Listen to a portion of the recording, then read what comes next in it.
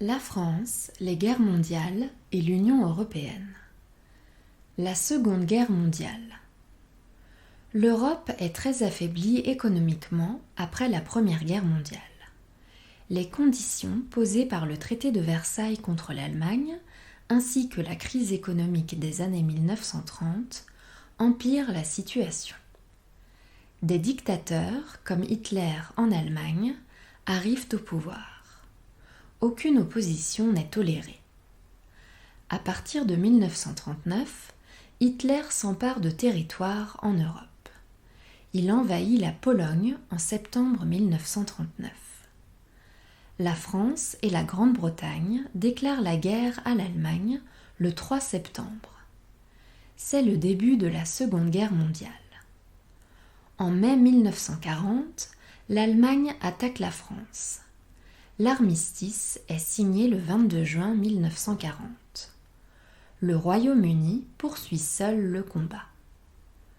En 1941, Hitler envahit l'Union soviétique. Le conflit s'étend à toute l'Europe. Le Japon, allié de l'Allemagne et de l'Italie, attaque une base américaine, Pearl Harbor, en décembre 1941. Les États-Unis entrent en guerre. Le conflit devient mondial.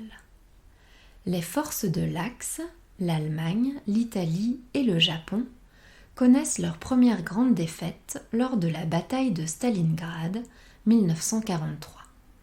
C'est le tournant de la guerre. Les Russes libèrent l'Europe de l'Est.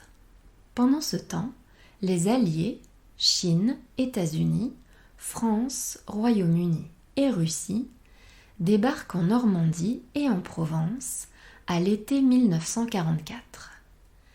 Aidés par la résistance intérieure, ils libèrent le territoire français. Les Allemands capitulent le 8 mai 1945.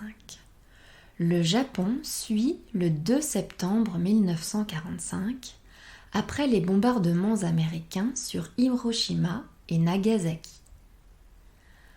Après la signature de l'armistice, le maréchal Pétain impose un régime autoritaire et choisit de collaborer avec l'Allemagne. Le territoire français est occupé par les troupes allemandes au détriment de la population qui subit des pénuries, des manques de nourriture ou de produits d'hygiène.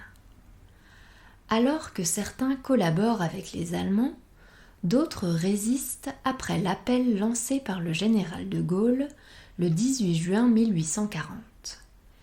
Ils combattent l'occupant par la contre-propagande, les sabotages et la lutte armée. Jean Moulin et le général de Gaulle jouèrent un rôle essentiel dans la libération de la France. Les génocides. Les nazis prônaient l'antisémitisme, discrimination des Juifs.